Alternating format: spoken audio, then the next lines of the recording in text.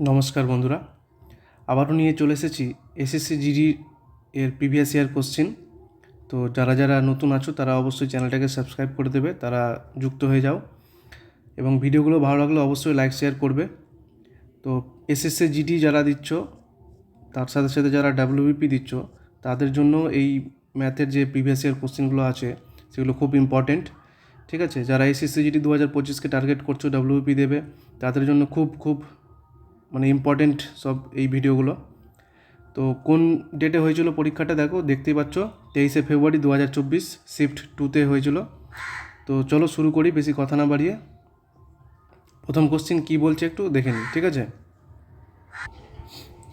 তো প্রথম প্রশ্ন বলছে, অবিনাশ বিপিনের চেয়ে 11 গুণ দ্রুত একটি মেশিন তৈরি করতে পারে এবং বিপিনের চেয়ে 100 দিন সে কম সময় নেই। কে? অবিনাশ। ঠিক আছে, তো বলছে অবিনাশ এবং বিপিন কত দিনে পৃথকভাবে মেশিনটি তৈরি করতে পারবে।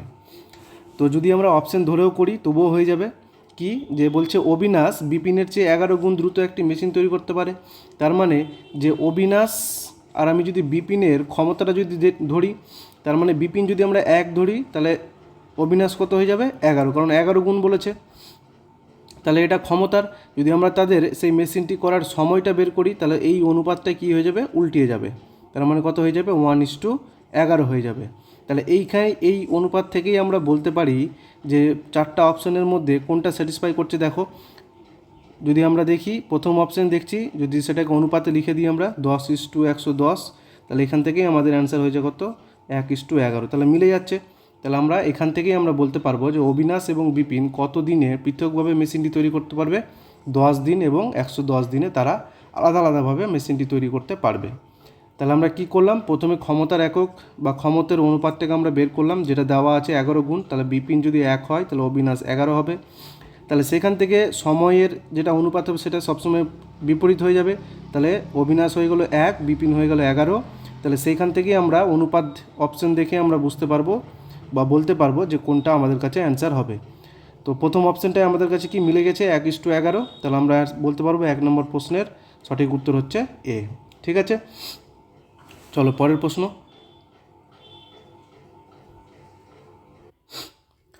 2 নম্বর প্রশ্ন বলছে, পঙ্কজ দুটি বাইক কিনেছিলেন। প্রথমটি 24,000 টাকায় এবং দ্বিতীয়টি 20,000 টাকায় বিক্রি করেন আর কি, কিনেছিলেন। প্রথমটি কিনেছিল 24,000 টাকাতে, দ্বিতীয় বাইকটি কিনেছিল 20,000 টাকায়। বলছে তিনি উভয় বাইক বিক্রি করেছিলেন। বলছে প্রথমটিতে 20% লাভ পেয়েছিল এবং দ্বিতীয়টিতে 30% ক্ষতি হয়েছিল, মানে লস হয়েছিল। তাহলে বলছে মোট লাভ বা ক্ষতি কত? তো আমরা প্রতিটা আলাদা আলাদা করে আগে বিক্রয় মূল্যটা বের করে নিই। তাহলে প্রথম যেটা আছে সেটাকে আমরা 24,000 বাদিকে লিখছি, আর দ্বিতীয়টা যেটা আছে সেটা কিনেছিল 20,000 টাকা, সেটাকে আমরা ডান দিকে লিখছি। এবারে প্রথমটিতে সে কী করেছিল? 20% লাভ করেছিল। তাহলে আমরা এখানে বলতে পারি যে 24,000 টাকা যেটা কিনেছিল প্রথমটা, সেটাতে কি 20% লাভ। তার মানে যদি আমরা 20/100 বের করে দিই, ঠিক আছে, তাহলে কত হয়ে যাচ্ছে? 2 শূন্য কাটলো, তাহলে আমরা এটা পাচ্ছি কত? 24,4800, মানে 4,800। এটা কি করছে? লাভ করছে, মানে প্লাস।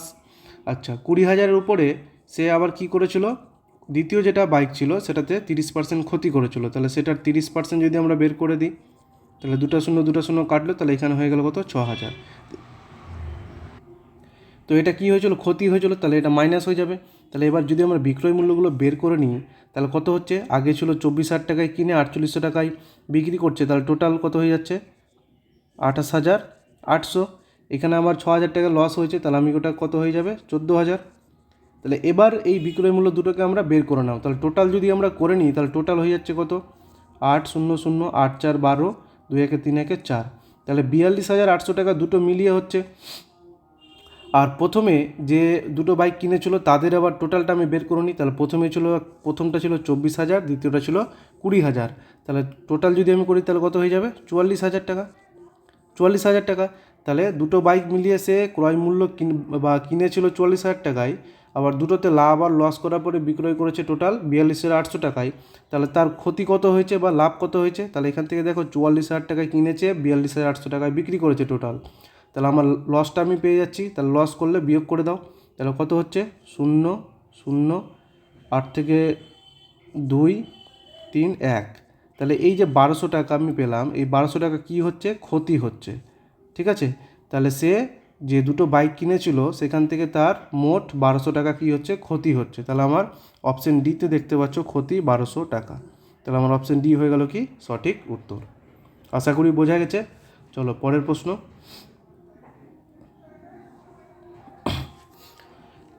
বলছে একটি পরীক্ষায় নবীন 21% নম্বর পেয়েছিলেন এবং 25 নম্বরের জন্য ব্যর্থ হয়েছিলেন। যদি তিনি 46% নম্বর পান তাহলে তিনি 5 নম্বরের জন্য ব্যর্থ হন।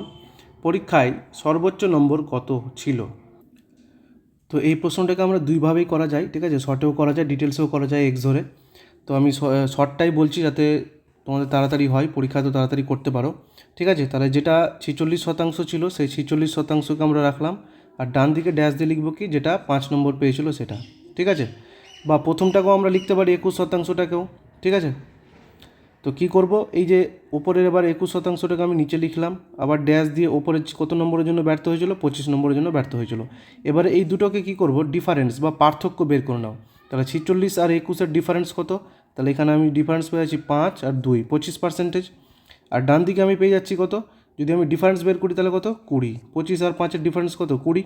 তাহলে এই 25 সমান আমরা 20 করে দিলাম, তাহলে 1 সমান কত পেয়ে যাব, 20/25।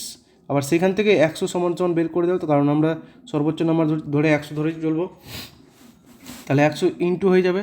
তাহলে যদি আমরা কাটাকাটি করে দিই, 25কে 100 দ্বারা কাটলে 4, তাহলে 4 20 80। তাহলে আমাদের পরীক্ষার যে সর্বোচ্চ নম্বর ছিল সেটা কত, 80। তাহলে অপশান বি হয়ে গেল কি আমাদের কাছে সঠিক উত্তর। ঠিক আছে, চলো পরের প্রশ্ন। 4 নম্বর প্রশ্ন বলছে বিক্রয় মূল্য এবং ক্রয় মূল্যের অনুপাত 7:11 হলে ক্ষতির শতাংশ কত বা ক্ষতির হার কত? ঠিক আছে, তাহলে বিক্রয় মূল্য ক্রয় মূল্য সবসময় ক্ষতি বা লাভ সবসময় কিসের হয়, ক্রয় মূল্যের উপরে হয়। ঠিক আছে, তাহলে এই যে আমরা 11টা কী আছে, আমরা 11 টাকা যদি ক্রয় মূল্য ধরে নিই, আর বিক্রয় মূল্য কী আছে, 7 আছে, তাহলে ক্রয় মূল্য 11, বিক্রয় মূল্য 7, তাহলে ক্ষতি কত হয়েছে, ক্ষতি হয়েছে 4। কার উপরে, সেই ক্রয় মূল্যের উপরে 11-র উপরে কত শতাংশ, ইন্টু 100%। তাহলে এবারে আমি যদি ক্যালকুলেশন করি তাহলে 400/11, তাহলে 400/11 যদি আমরা এটাকে দশমিকে নিয়ে আসি তাহলে কত হয়ে যাবে, 3 × 33। ঠিক আছে, 33, তাহলে 7, 6 দিয়ে 66, আবার 3 দিয়ে আবার 6 দিয়ে, মানে 36.36%। ঠিক আছে, তাহলে আমরা অ্যান্সার পাচ্ছি কোথায়, অপশান সি হচ্ছে কি সঠিক উত্তর। তো আমরা 4 নম্বর প্রশ্ন করে ফেললাম। চলো 5 নম্বরে যাই। 5 নম্বর বলছে 72,000 টাকার মূলধন 16% বার্ষিক হারে 3 বছরের জন্য বার্ষিক চক্রবৃদ্ধি হারে কত টাকা সুদ দেবে বা সুদ হবে আর কি। ঠিক আছে, তো আমরা এটাকে কি করব, 16% যেটা আছে, 16% মানে আমরা জানি 4/25। ঠিক আছে, 4/25। এবারে কি করব, 25 থেকে 4 যোগ হবে, কারণ বার্ষিক চক্রবৃদ্ধি হারে মানে কি বাড়বে সুদ। তাহলে এই যে 4 যেটা সেটা কি বাড়বে, যোগ হয়ে যাবে। তাহলে 25 4 29। তাহলে এটা কয় বছর আছে, 3 বছর আছে। তাহলে এইটাকেই আমরা 3বার লিখে ফেলবো। ঠিক আছে, তাহলে 3টাকে লেখার পরে এবার আমরা কি করব, বাদিক বাদিক গুণ, ডান দিক ডান দিক গুণ করে দেবো। তাহলে 25 25 625, তার সাথে 25 গুণ করলে হয়ে যায় 15,625। ঠিক আছে, আবার ডান দিকে 29 29 29, যদি 3টে 29 গুণ করি তাহলে তোমরা দেখবে 24,389 আসবে। তোমরা একটু রাপে করে দেবে। ঠিক আছে, 24,389 আসবে। তাহলে এবার যে বাদিকে 15,625টা আছে সেটাই কি আমার কাছে মেন টাকার সমান। ঠিক আছে, তাহলে আমরা কি করব, যে 15,625 যেটা আছে তার সাথে আমরা সমান করে দেবো কত, সেই 72,000টাকে। তাহলে 15,625 সমান যদি আমরা 72,000 করি তাহলে 1 সমান সমান পেয়ে যাব কত, 72,000/15,625। তাহলে চেয়েছে কি সুদ। ঠিক আছে, সুদ সবসময় মাথায় রাখবে যে এই যে দুটোর, যে আমরা 15,625 আর 24,389 পেয়েছি, তাদের মধ্যেকার গ্যাপ বা পার্থক্যটা কী হয়ে যাবে, চক্রবৃদ্ধি সুদ। তাহলে তাদের পার্থক্যটা আমরা কত পাচ্ছি বের করে, পার্থক্যটা আমরা পেয়ে যাব 8,764। তাহলে এর মানটাই আমাকে বের করতে হবে। তাহলে 1 সমান পেয়েছি 72,000/15,625। তাহলে 8,764 কী হয়ে যাবে, তার সাথে আমরা গুণ করে দেবো। তাহলে আমরা যেটা ক্যালকুলেশন করে অ্যান্সার পাবো সেটা হয়ে যাবে আমাদের কাছে অপশান সি আসবে। ঠিক আছে, অপশান সি আসবে। তো তোমরা এই ক্যালকুলেশনটা একটু করে দেখবে। ঠিক আছে, যে 40,384.5 5 1 আসছে কিনা। আমি উত্তরটা বলে দিলাম, অপশান সি আসবে, তোমরা একটু ক্যালকুলেশনটা দেখে নেবে, ঠিক আছে। চলো পরের প্রশ্ন। 6 নম্বর প্রশ্ন বলছে, একটি নির্দিষ্ট দূরত্ব নির্দিষ্ট গতিতে অতিক্রম করা হয়, যদি এই দূরত্বের দ্বিগুণ 6 গুণ সময়ে অতিক্রম করা হয় তাহলে দুটি গতির অনুপাত নির্ণয় করো। তো আমরা যদি এটা বুঝিয়ে করি কিভাবে, বলছে একটা নির্দিষ্ট দূরত্ব আমরা ডি ধরলাম, যেটা ডিস্ট্যান্স, নির্দিষ্ট গতিতে তার মানে আমরা এস ধরলাম, নির্দিষ্ট সময় মানে আমরা ধরে নিচ্ছি কি টি। তাহলে আমরা যেটা সূত্র জানি, S equal to D by T, মানে speed equal to distance upon time, বা দূরত্ব বাই সময়, বেগ সমান সমান। তাহলে যেখানে স্পিড সমান বা বেগ সমান সমান কী পেলাম, দূরত্ব বাই সময়, মানে ডি বাই টি, এটাকে আমরা রাখলাম, ঠিক আছে। এবারে বলছে যদি এই দূরত্ব দ্বিগুণ হয়, তাহলে দূরত্বটা ছিল ডি, তাহলে এখন দ্বিগুণ হয়ে গেছে মানে 2D, তাই তো। স্পিড সেম ছিল, এবার বলছে কি 6 গুণ সময় হয়ে গেছে, সময় ছিল টি, তাহলে সময় হয়ে গেছে কত 60। তাহলে আবার ওই সূত্র অনুযায়ী স্পিড ইকুয়াল টু এখানে হয়ে যাবে কত 2D বাই 60। তাহলে এই যে দুটো বেগ, এবার এই দুটো বেগেরই কী চেয়েছে, অনুপাত চেয়েছে। তাহলে আমরা অনুপাতটা যদি লিখি, তাহলে D by T is two 2D by 60। তাহলে এবার আমরা কাটাকাটি করে দিচ্ছি, ডি কেটে গেল, টি কেটে গেল, 2 দ্বারা কাটলে 1, 2 দ্বারা কাটলে 3, তাহলে কি পাচ্ছি 1:1/3। এটাকে যদি আমরা অনুপাত নর্মালে করি তাহলে কত হয়ে যাবে 3:1। তাহলে আমরা যে দুটো গতি পেলাম তাদের অনুপাত কত, 3:1। তাহলে অপশান এ হয়ে গেল কি সঠিক উত্তর। চলো পরের প্রশ্ন। 7 নম্বর প্রশ্ন বলছে, গৌরব শম্ভুর চেয়ে 4 গুণ দক্ষ। গৌরব শম্ভুর চেয়ে 67.5 দিন কম সময়ে একটি কাজ সম্পন্ন করতে পারে। যদি তারা দুজন একসাথে কাজ করে তাহলে কত দিনে কাজটি সম্পন্ন হবে। আমরা এখানে প্রথমে গৌরব আর শম্ভুর যে দক্ষ মানে ক্ষমতার যে অনুপাতটা সেটা বের করে নেব, ঠিক আছে। তাহলে গৌরব আর শম্ভু, তাহলে গৌরব আর শম্ভুর যে ক্ষমতা কি বলছে, গৌরব শম্ভুর চেয়ে 4 গুণ, তার মানে শম্ভু যদি 1 হয় তাহলে নিশ্চয়ই গৌরব আছে কত 4। তাহলে তাদের ক্ষমতার অনুপাতটা পেয়ে গেছি কত 4:1। আবার তাদের কাজের বা সময়ের অনুপাতটা কী হবে, সবসময় সেটা কী হয়ে যায়, বিপরীত হয়ে যায় বা উল্টে যায়। তাহলে সময়ের অনুপাতটা পেলাম কত 1:4। এবার গৌরব শম্ভুর চেয়ে কত দিন সময় কম নিচ্ছে, এখানে 1 আর 4-এর মধ্যে গ্যাপ কত 3। তাহলে সেটাই বলে দিচ্ছে প্রশ্নতে, দেখো 67.5 দিন কম সময় নেই। তাহলে 3 সমান যদি আমরা 67.5 করে দিই তাহলে 1 সমান কত হয়ে যাবে, যদি কাটাকাটি করে দিই 3/22 আর 3 পাচ্ছে 15। তাহলে 1-এর মান পেয়েছি কত 22.5। তাহলে এবারে আমরা যে টাইম অ্যান্ড ওয়ার্কের যেটা আমরা রুলস জানি, তাহলে গৌরবের সময়ের হচ্ছে 1 মানে আমরা পেয়ে গেছি কত 22.5। শম্ভুর কত 4, তাহলে 1 সমান যদি 22.5 হয় তাহলে 4 সমান কত, নিশ্চয়ই 4-এর সাথে গুণ, তাহলে 4 গুণ করলে হয়ে যাবে 4/22 4 5 20 মানে 90। তাহলে এবারে বের করে দাও, তাহলে লসাগু হয়ে যাবে 90, এখানে 4 এখানে 1, তাহলে টোটাল কাজ হচ্ছে 90। তারা দুজন একসাথে করছে, তার মানে কি এই যে 4 আর 1 যোগ হয়ে যাবে 5। তাহলে আমার কাটাকাটি করে দিলে অ্যান্সার হয়ে যাবে কত 18। তাহলে তারা দুজন একসাথে কত দিনে করবে, 18 দিনে কাজটা করতে পারবে। তাহলে অপশান বি হয়ে গেল কি সঠিক উত্তর, ঠিক আছে। চলো পরের প্রশ্ন। 8 নম্বর প্রশ্ন বলছে, যদি পি কিউ এর চেয়ে 15% কম হয় তবে কিউ পি এর চেয়ে কত শতাংশ বেশি। তাহলে এই যে 15% কম, 15% মানে আমরা কী জানি 3/20। সেটা যদি কম বলেছে তাহলে সেটাকে আমরা কীভাবে লিখবো, তাহলে মেন হচ্ছে আমার 20, সেখান থেকে 3 হচ্ছে কি কম, তার মানে মাইনাস হয়ে যাবে, কত হবে 17। এবার চেয়েছে কি দেখো বেশি, তাহলে বেশি কোন দিক থেকে হচ্ছে, নিশ্চয়ই 17-র দিক থেকে। যদি আমরা 20-র দিকে যাই তাহলে বেশি হচ্ছে, কত বেশি হচ্ছে 3 বেশি, কার উপরে 17-র উপরে, কত শতাংশ 100%। তাহলে এটাকে যদি আমরা ক্যালকুলেশন করে দিই তাহলে কত হচ্ছে 300/17। তাহলে 300/17 যদি আমরা করে দিই তাহলে কাটাকাটি করলে কত হয়ে যাবে, ভাগ করলে কত হয়ে যাবে, যদি আমরা ভাগ করে দিই সাইডে তাহলে হয়ে যাচ্ছে 17 1 17, 8 দিয়ে 6 17 7, 7 দিয়ে চলে যাবে, তাহলে 7 17 হয়ে যাবে, 7 7 49, 7 4 11, 11 নামছে আবার দশমিক, তাহলে 17 দশমিক নিশ্চয়ই অ্যান্সার আসার কথা। তাহলে দেখো অপশানে, দেখো অপশান সিতে আছে 17 দশমিক, তাহলে আমার অ্যান্সারটা হয়ে যাচ্ছে কত 17.64%। তাহলে আমার অপশান সি হয়ে গেল কি সঠিক উত্তর। চলো পরের প্রশ্ন। পুরোপুরি ভাগ করার দরকারও নেই, ঠিক আছে, যেহেতু আমরা 17 পেয়ে যাচ্ছি, যে অপশানে যদি মিলে যায় 17 তাহলে হ্যাঁ ওটাই আমাদের অ্যান্সার হয়ে যাবে। চলো 9 নম্বর প্রশ্ন কি বলছে, 0.5 বার, মানে 5-এর মাথায় বার আছে, ঠিক আছে, 0.5 তার মাথায় বার আছে, প্লাস 0.3 3-এর মাথায় বার আছে, বলছে এটারই মান কত। তাহলে খুব সহজ একটা। তাহলে আমরা কী করবো, পুরোপুরি সংখ্যাটা লিখলাম 5, আর যার মাথায় বার থাকবে তার জন্য একটা 9 নিচে, ঠিক আছে। সেমভাবে উপরে 3, আর 3-এর মাথায় বার আছে, তার জন্য বারের জন্য একটা 9। তাহলে এবার আমরা এটাকে ক্যালকুলেশন করে দিই। তাহলে নিচে লসাগু যদি করে দিই, তাহলে কি দেখো, হর কী আছে, 9 আর 9 সমান আছে, তাহলে উপরটাকে শুধু যোগ করে দাও, তাহলে 5 আর 3 যোগ করে দিলে 8, আর নিচে 9। তাহলে আমাদের অ্যান্সার হয়ে গেল কত, 8/9। তাহলে অপশান এ হয়ে গেল কি সঠিক উত্তর, ঠিক আছে। চলো পরের প্রশ্ন। 10 নম্বর প্রশ্ন বলছে এক্স, ওয়াই এবং জেড তিনটি সংখ্যার গড় বলে দিয়েছে 54। এক্স, ওয়াই এবং জেডের গড়ের চেয়ে এক্স বলছে ওয়াই এবং জেডের গড়ের চেয়ে 10 বেশি, আবার ওয়াই এবং জেডের গড়ের চেয়ে 12 বেশি। তবে বলছে এক্স এবং জেডের মধ্যে পার্থক্য কত। তাহলে এক্স, ওয়াই, জেডের তিনটি সংখ্যার যে গড় আছে, তাহলে এক্স, ওয়াই আর জেডের যে তিনটি সংখ্যার গড় 54 হয়, তাহলে তাদের মধ্যে সমষ্টিটা আমরা পেয়ে যাবো কত, 3 × 54। তাহলে 3 × 54 কত হয়ে যাচ্ছে, 3 × 4 = 12, 3 × 5 = 15, 16। তাহলে X plus Y plus Z আমরা কত পাচ্ছি, 162।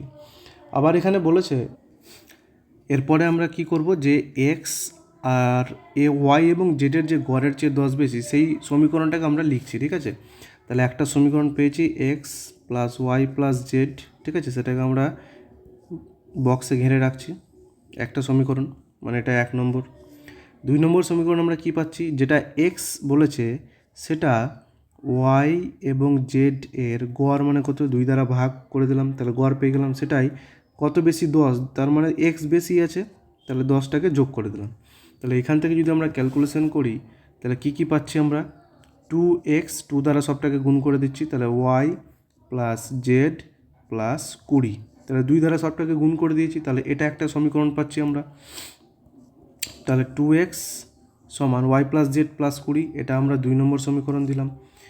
এবার 3 নম্বর যেটা সমীকরণ হবে, 3 নম্বরটা কী বলছে দেখো, বলছে ওয়াই এবং জেডের গড়ের চেয়ে বেশি, তাহলে ওয়াই সেটা কিসের চেয়ে বেশি, ওয়াই প্লাস জেড বাই 2, তার সাথে কত বেশি, 12 বেশি। তো এখানেও সেমভাবে আমরা 2 দ্বারা গুণ করে দেবো, তাহলে 2y সমান ওয়াই প্লাস জেড প্লাস 12 × 2 = 24। তাহলে এটাও একটা সমীকরণ পেলাম, এটাকেও আমরা বক্স দিয়ে ঘেরছি, 3 নম্বর, ঠিক আছে। তাহলে এবারে কি করব, এই যে 2 আর 3, ঠিক আছে, 2 আর 3-এ যে ওয়াই প্লাস জেডের মানটা আমরা পাচ্ছি, সেটাই আমরা একটু চালাকি করে বের করে নেব, ঠিক আছে।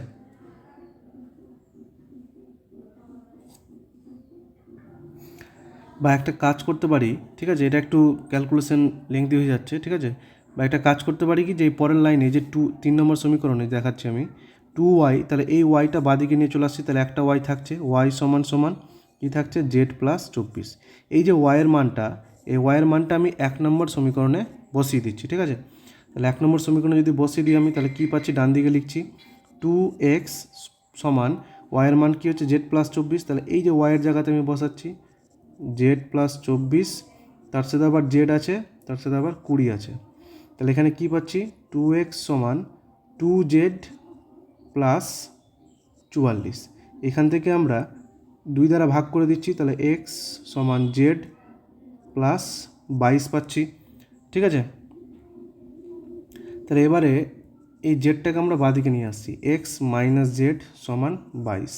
তাহলে এই যে আমরা যেটা অ্যান্সারটা পেলাম, এটাই আমাদের কাছে চেয়েছে, কি চেয়েছে দেখো, বলেছে এক্স এবং জেডের মধ্যে পার্থক্য কত। তাহলে এক্স আর জেডের মধ্যে পার্থক্য কত, এই যে আমরা এখানে বের হয়ে গেছে কত, 22, ঠিক আছে। তাহলে এটা একটু সমীকরণ দ্বারা ক্যালকুলেশন করতে হলো, ঠিক আছে। তাহলে আমাদের কাছে অপশান এ হয়ে গেল কি সঠিক উত্তর, 10-এর এ, ঠিক আছে। চলো পরের প্রশ্ন। 11 নম্বর প্রশ্ন বলছে 24, 28, 27, 23 ডি এবং ই এর গড় 29 হলে ডি এবং ই এর গড় কত। তাহলে এই যে সম্পূর্ণ যে সংখ্যাগুলো আছে, তাদের আমি যদি সমষ্টি বের করে নিই, তাহলে কী পাবো দেখে নিই একটু। তাহলে 24 plus 28 plus 27 plus 23 plus D plus E, তাহলে তাদের গড় 29 আছে, তাহলে সমষ্টি কত হয়ে যাবে? 29 ইন্টু কটা সংখ্যা আছে? 1 2 3 4 5 6, তাহলে টোটাল 6টা সংখ্যা আছে, তাহলে সেটাকে 6 দ্বারা গুণ। তাহলে বাদিকে আমরা যোগ করব, তাই তো? তাহলে বাদিকে যদি আমরা যোগ করে দিই তাহলে কত পাচ্ছি দেখি। 3 7 10 8 18 4 22 4 6 8 10 102। তার সাথে কি আছে? ডি যোগ ই সমান, যদি আমরা ডান দিকে গুণ করে দিই, 6 লং 54, 4 হাতের 5, 6 দিয়ে 12 17। তাহলে এখান থেকে ডি প্লাস ই এর মানটা আমরা কী পাচ্ছি? 174 মাইনাস 102, তাহলে কী পাচ্ছি? 2 আর 7 72। তাহলে কী চেয়েছে দেখো, ডি এবং ই এর গড় চেয়েছে। তাহলে ডি আর ই এর গড় যদি সমষ্টি যদি 72 হয়, তাহলে গড় কত হয়ে যাবে? 72/2, তাহলে সেটাই অ্যান্সার কত হয়ে যাবে? 36। তাহলে আমাদের ডি আর ই এর গড় পেয়ে গেলাম কত? 36। তাহলে অপশান বি হয়ে গেল কি সঠিক উত্তর। চলো পরের প্রশ্ন, 12 নম্বর প্রশ্নতে চলে এসেছি আমরা। বলছে নিম্নলিখিত সংখ্যাগুলির মধ্যে কোনটি 8 দ্বারা বিভাজ্য নয়? তাহলে 8-এর রুলস কি? 8-এর রুলস সবসময় মাথায় রাখবে যে কোনো সংখ্যার শেষ 3টে ডিজিট যদি ভাগ যায়, ঠিক আছে, সরি বিভাজ্য নয় বলেছে, ঠিক আছে। তাহলে 8-এর রুলস যে কোনো সংখ্যার শেষ 3টে ডিজিট, যেমন প্রথম অপশানে কী আছে? শেষ 3টে 9 6 8, এটা যদি পুরো 8 দ্বারা ভাগ যায় তাহলে বলতে পারবো অপশান এ ভাগ যায়। সেমভাবে বি চেক করবো, সেমভাবে সি, সেমভাবে ডি চেক করব। তাহলে 8-এর রুলস আমরা লাগাই। প্রথম আছে কি? প্রথম অপশানে 968, সেটা দেখো 8 দ্বারা ভাগ যায়। 8 12 96, 8 1 8 ভাগ যায়, তাহলে এটা ভাগ অ্যান্সার হবে না। সেমভাবে অপশান বি যদি দেখি 896, সেটাও 8 দ্বারা ভাগ যায়। সি নম্বর অপশানে 0 32, সেটাও ভাগ যায়, 4 8 32। কিন্তু অপশান ডিতে দেখো শেষে আছে 0 44, সেটা কিন্তু 8 দ্বারা ভাগ যায় না। তাহলে এখানে আমাদের কাছে অ্যান্সারটা কী হয়ে যাবে? বিভাজ্য নয়। তাহলে অপশান ডি হয়ে গেল কি সঠিক উত্তর, ঠিক আছে। চলো পরের প্রশ্ন, 13 নম্বর প্রশ্ন। বলছে চিহ্নিত মূল্যের 1/4 অংশ বিক্রয় মূল্যের 2/3 অংশের সমান, ছাড়ের শতকরা হার কত? তো এই প্রশ্নতে আমরা কি করব? চিহ্নিত মূল্যকে আমরা ধরে নেব এক্স, ঠিক আছে, তাহলে আর বিক্রয় মূল্যকে ধরে নেব ওয়াই। বলছে চিহ্নিত মূল্যের 1/4, তার মানে এক্স এর 1/4, সেটাই সমান বলেছে কার সাথে? বলছে বিক্রয় মূল্য মানে ওয়াই এর 2/3 সাথে। তাহলে এখান থেকে আমরা ক্যালকুলেশন করে x/y বের করব। তাহলে আর যদি গুণ করে দিই তাহলে কী হচ্ছে? 3x, আর ডান দিকে হয়ে যাচ্ছে 4 2 8y। তাহলে এখান থেকে x/y আমরা কি পাবো? x/y সবসময় মাথায় রাখবে, এক্সের বিপরীত দিকের সংখ্যাটা হয়ে যাবে এক্সের মান, আর ওয়াইয়ের মানটা কী হয়ে যাবে? তার বিপরীত দিকের যে সংখ্যাটা থাকবে মানে 3। তাহলে x/y পেয়ে গেলাম কত? 8/3। তাহলে এক্স হচ্ছে চিহ্নিত মূল্য, ওয়াই হচ্ছে বিক্রয় মূল্য। তাহলে ছাড় কত দিচ্ছে? 8 থেকে 3-এর গ্যাপ কত? 5 টাকা ছাড় দিচ্ছে। কার উপরে? 8-এর উপরে। কত শতাংশ? 100%। তাহলে কাটাকাটি করছি, 4 দ্বারা 2, 4 দ্বারা 25, তাহলে গুণ করে দিলে হয়ে যাবে কত? 125, নিচে 2। তাহলে 125/2 মানে কত? 6 2 12, 2 2 4, 5 2 10। তাহলে 62.5% অ্যান্সার হয়ে যাবে, ঠিক আছে।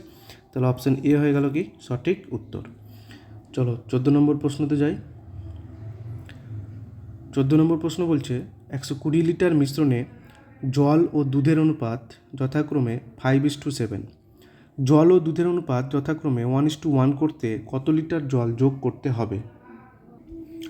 তো খুবই সহজ প্রশ্ন। বলছে জল ও দুধের অনুপাত 5:7, তাহলে আমরা তাদের পরিমাণটা বের করে নেব।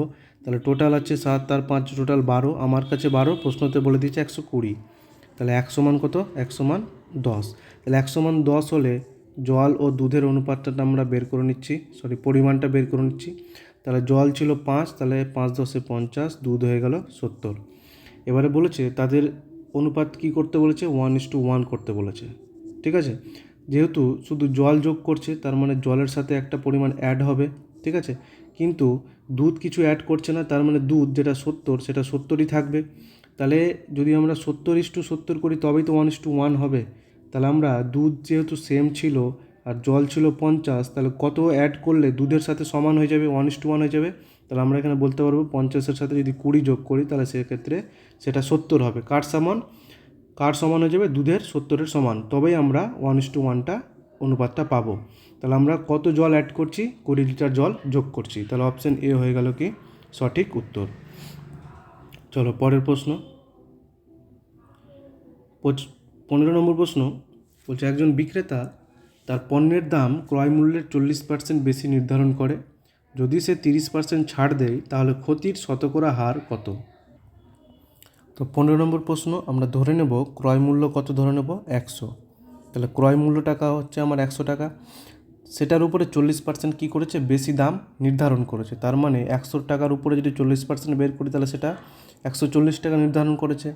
আবার সে বলছে যে 140 টাকার উপরে সে কিন্তু 30% ছাড় দিয়েছে, তারপরে সেটা বিক্রি করেছে, ঠিক আছে। তাহলে 140-এর 30% কত হয়ে যাবে, 0 0 0 কেটে গেল, 3 14 42। তার মানে এই যে 42 টাকাটি কি ছাড় দিয়েছে, তাহলে 140 টাকা নির্ধারণ করেছিল দাম, 42 টাকা ছাড় দিয়েছে, তাহলে কত হচ্ছে 8, এখানে 5 9, 98 টাকায় সে বিক্রি করেছে। তাহলে আমার তার ক্রয় মূল্য ছিল 100 টাকা, সে বিক্রি করেছে 98 টাকায়, তাহলে তার লস কত হচ্ছে, 2% লস হচ্ছে।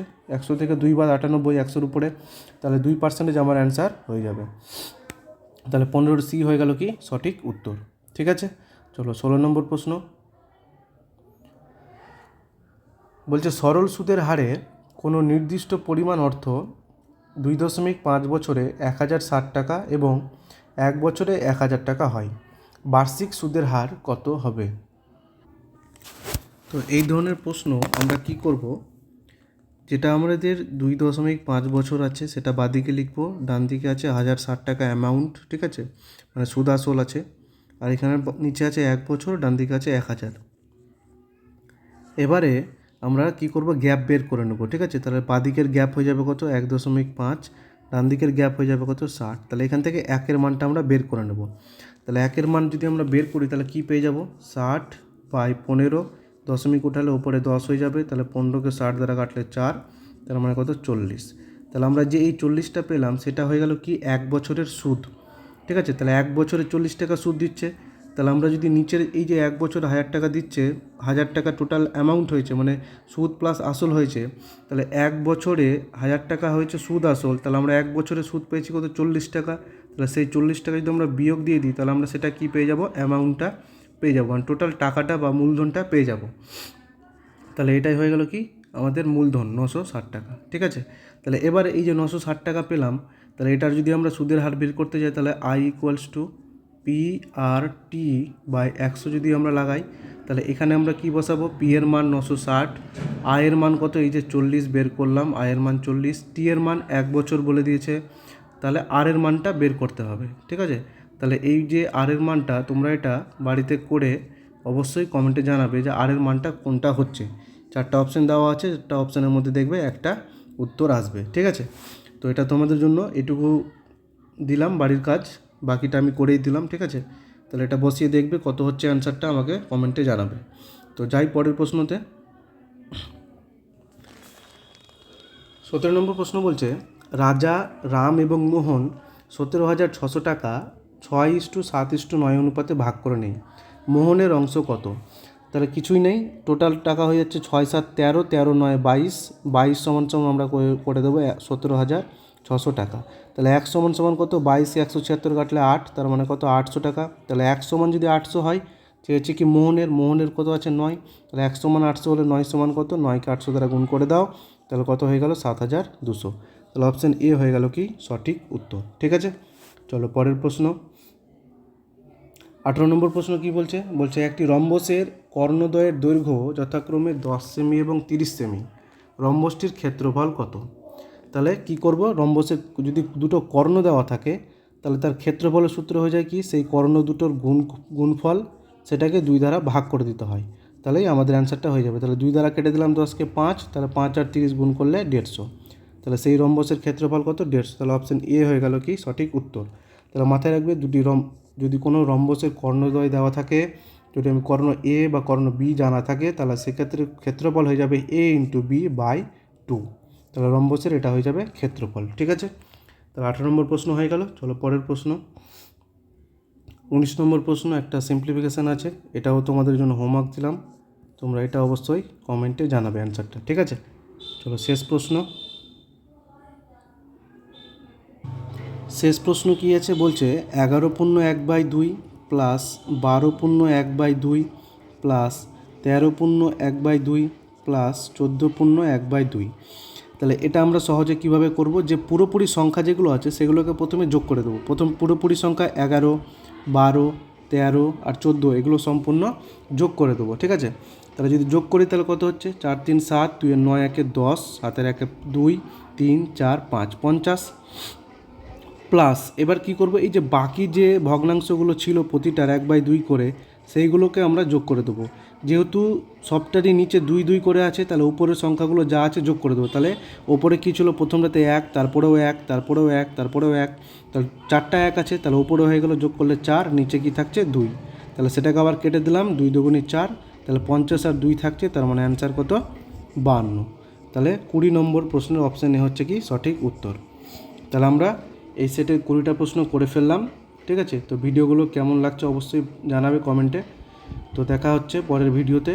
আর তোমাদের যে জিকের সিরিজগুলো শুরু হয়েছে, প্রশ্নগুলো দিচ্ছে খুব ভালো, মানে বেশিরভাগটাই প্রিভিয়াস ইয়ার থেকে নেওয়া, যে প্রিভিয়াস ইয়ারে কেমন কেমন প্রশ্নগুলো আসে সেগুলো দেখবে তোমরা। তো ভালো লাগলে অবশ্যই লাইক শেয়ার করবে। থ্যাংক ইউ, সবাই ভালো থেকো।